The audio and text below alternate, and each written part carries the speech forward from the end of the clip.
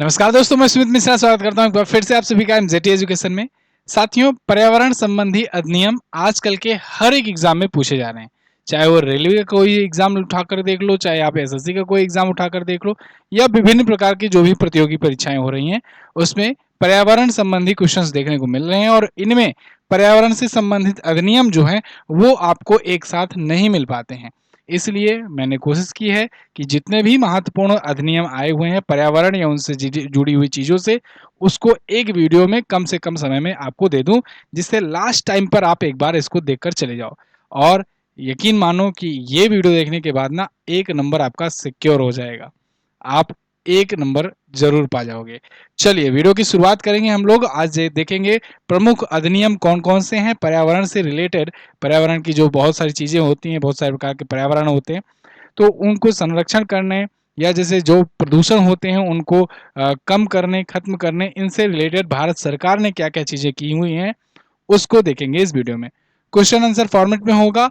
And में मैं आपको एक ट्रिक वाइज बताऊंगा, थोड़ा सा 1-2 मिनट में, जिससे वो सारा जो आप पढ़े रहोगे क्वेश्चन आंसर फॉर्मेट में वो सब याद हो जाएगा एक सिंगल ट्रिक से। ठीक है, एक कहानी टाइप का मैं बताऊंगा जिससे आप विजुअलाइजेशन क्रिएट कर सको और लास्ट टाइम पर वो चीजें याद रख सको, कंफ्यूजन ना हो। तो पूरा इन्फॉर्मेटिव वीडियो है, आप देखिएगा इन तक। लेकिन वीडियो में आगे बढ़ूं इससे पहले एक रिक्वेस्ट है, चैनल को सब्सक्राइब जरूर कर लीजिए। अगर आप नए आए हो तो चैनल पर सब्सक्राइब नीचे बना होगा। चलिए तो शुरुआत करते हैं बिना किसी देरी के, पहले क्वेश्चन से आ जाते हैं। पहला क्वेश्चन आपके सामने ये रहा, भारत सरकार ने वन्यजीव संरक्षण अधिनियम कब पारित किया है? वन्यजीव संरक्षण अधिनियम ये कब पारित किया गया है? देखिए, वन्यजीव जो है ना, ये है वाइल्ड लाइफ से रिलेटेड, वाइल्ड लाइफ प्रोटेक्शन। जो वन में पाए जाने वाले जीव है ना, उन सभी के संरक्षण के लिए अधिनियम लाया गया था। और कब लाया गया था? वन्यजीव संरक्षण अधिनियम साथियों 1972 में लाया गया, 1972 में। ध्यान रहे, वन जीव संरक्षण अधिनियम अलग है और वन संरक्षण अधिनियम अलग है। वन संरक्षण अधिनियम अलग है, ठीक है। अगर वन संरक्षण अधिनियम के बारे में पूछा जाए तब आप बताइएगा कि ये वन संरक्षण अधिनियम 1980 में आया था। कब आया था? 1980 में आया था। लेकिन ये वन्यजीव है, मैं आपको यहाँ पर अंडरलाइन भी करके बता दे रहा हूँ, ये फॉरेस्ट कंजर्वेशन एक्ट है और ये वाइल्ड लाइफ प्रोटेक्शन एक्ट है, दोनों में अंतर है। वन जीव में, वन्य में पाए जाने वाले जीवों के संरक्षण की बात हो रही है, वन संरक्षण में भारत के वनों की, फॉरेस्ट की संरक्षण की बात हो रही है। तो ये 1980 में और ये आया 1972 में, याद रहेगा। चलिए अगला क्वेश्चन, भारत सरकार ने भारत में बाघों के संरक्षण और संख्या में वृद्धि के लिए प्रोजेक्ट टाइगर की शुरुआत कब की है? बहुत इंपॉर्टेंट क्वेश्चन है, बहुत बार ये रिपीट हो चुका है और अक्सर पूछा जाता रहता है कि बाघों के संरक्षण के लिए और संख्या वृद्धि के लिए प्रोजेक्ट टाइगर की शुरुआत कब की गई।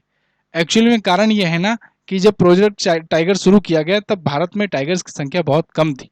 लेकिन ये प्रोजेक्ट टाइगर शुरू होने से आज का डेट है, भारत में सबसे ज्यादा मात्रा में टाइगर्स हो गए हैं और ये प्रोजेक्ट टाइगर का ही एक सक्सेस है। तो प्रोजेक्ट टाइगर की शुरुआत 1973 में की गई थी, 1973 में। अगर आपसे पूछा जाए कि सबसे ज्यादा बाघ कहाँ पाए जाते हैं, तो सर्वाधिक बाघ कहाँ पर है? सर्वाधिक बाघ कहाँ पर है आप बताइएगा? मध्य प्रदेश में, मध्य प्रदेश में, ठीक है। अच्छा, एक चीज और अगर पूछा जाएगा कि सबसे ज्यादा टाइगर रिजर्व कहां पर है, सर्वाधिक टाइगर रिजर्व कहां पर है, तो सर्वाधिक टाइगर रिजर्व भी मध्य प्रदेश में ही है, ठीक है। कितने हैं? अभी रिसेंट की मैं बात करूं, जब मैं यहां पर वीडियो बना रहा हूं आपके लिए, तब अभी 9वां टाइगर रिजर्व जो है मध्य प्रदेश में बन चुका है। अभी कुछ दिन पहले मैंने आपको करंट अफेयर में बताया था। तो यानी 9 टाइगर रिजर्व के साथ मध्य प्रदेश में सबसे ज्यादा टाइगर रिजर्व भी हैं, ठीक है। क्लियर है बात। चलिए, प्रोजेक्ट टाइगर 1973 में शुरू किया गया था।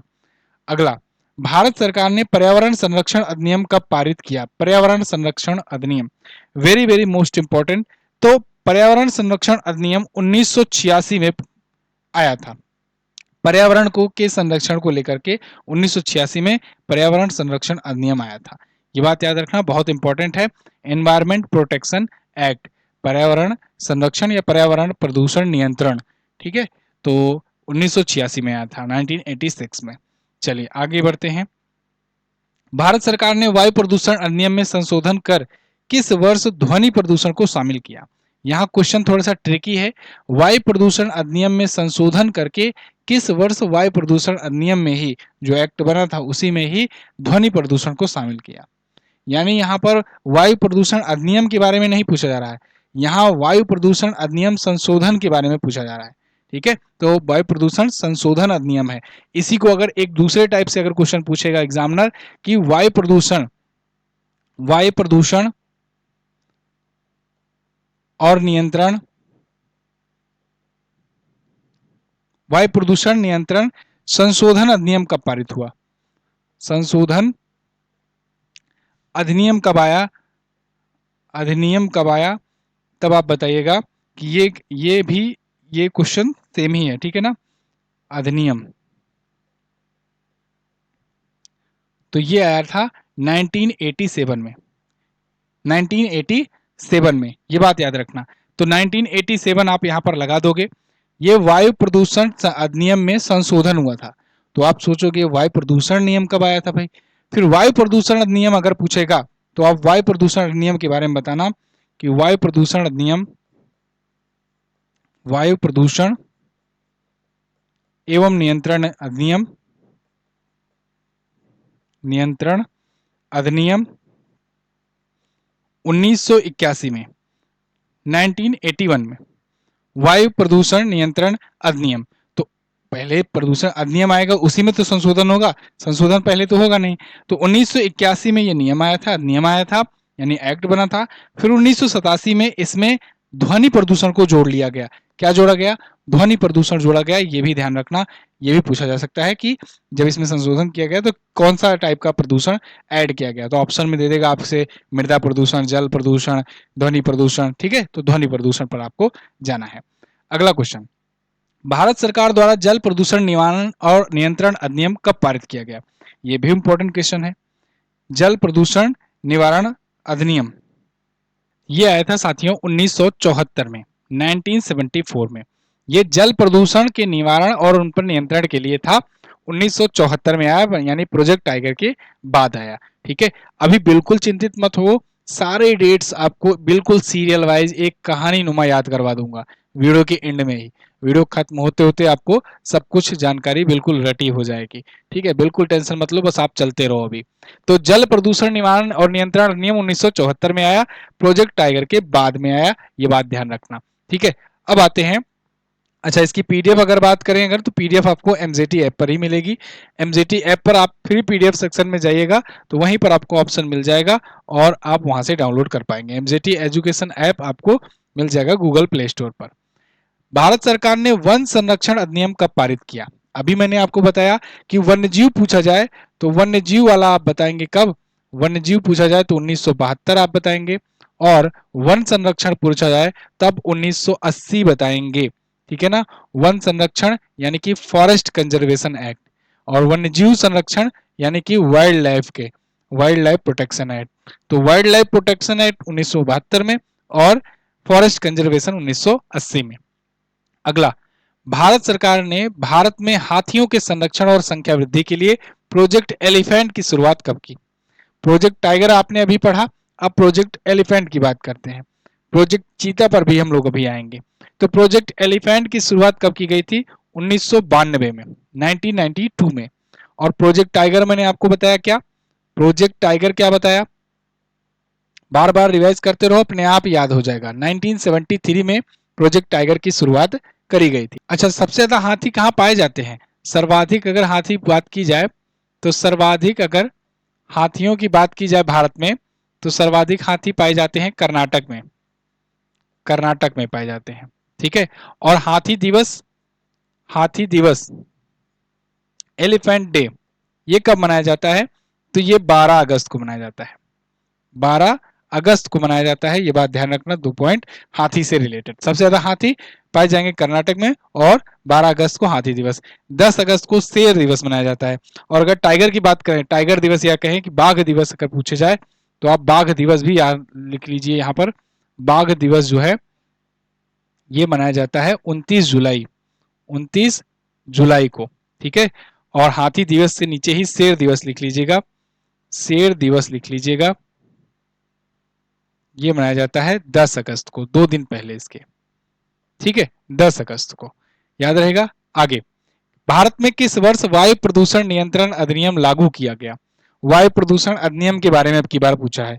मैंने आपको बताया था ना, वायु प्रदूषण संशोधन अधिनियम में ध्वनि प्रदूषण जोड़ा गया, और वायु प्रदूषण अधिनियम कब आया था? उससे पहले आया था 1981 में, 1981 में।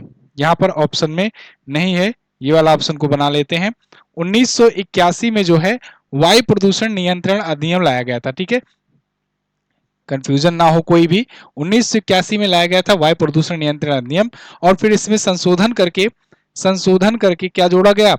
कौन सा प्रकार का संशोधन किया गया? 1987 में। और क्या जोड़ा गया इसमें संशोधन के तहत?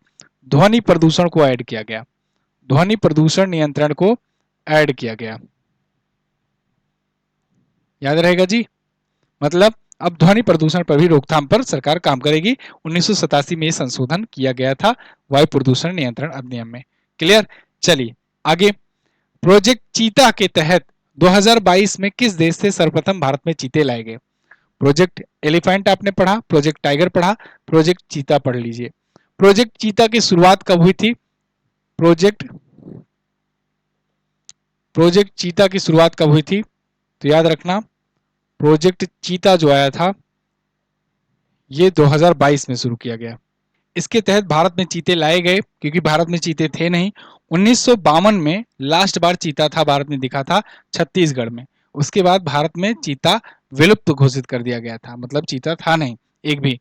तो चीता लाया गया अफ्रीकी महाद्वीप का एक देश है नमीबिया, वहां से लाया गया। और कब लाया गया?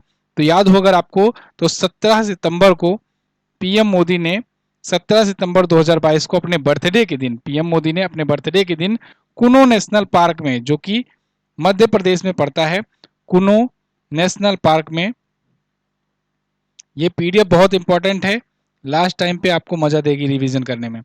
कुनो नेशनल पार्क जो कि कहां पर पड़ता है भाई? मध्य प्रदेश में पड़ता है। उसमें इन्होंने छोड़े चीते, कितने चीते छोड़े? 8 चीते छोड़े, जो कि कहां से लाए गए थे? 8 चीते छोड़े लाए गए थे नमीबिया से। ठीक है ना, नमीबिया से लाए गए थे सबसे पहले। तो यहां भी पूछा गया है कि किस देश से सर्वप्रथम लाया गया? सबसे पहले लाया गया कहां से? नमीबिया से। सी ऑप्शन पर आप जाएंगे। उसके बाद क्या और देशों से भी चीते आए हैं क्या? सबसे पहले का क्या मतलब है? बिल्कुल, और भी देशों से चीते मंगाए गए। जैसे नमीबिया के बाद साउथ अफ्रीका से डील हुई है 100 चीतों की, तो 100 चीतों की डील हुई है, 100 चीते लाए जाएंगे, लेकिन वो 10-10, 12-12 करके हर साल लाए जाएंगे। लेकिन उसके बाद अभी बोत्सवाना से अभी 2025 में भी डील हुई है, 2025 में डील हुई है कि बोत्सवाना से भी लाए जाएंगे 8 चीते की ही मात्रा ये भी सुनिश्चित की गई है।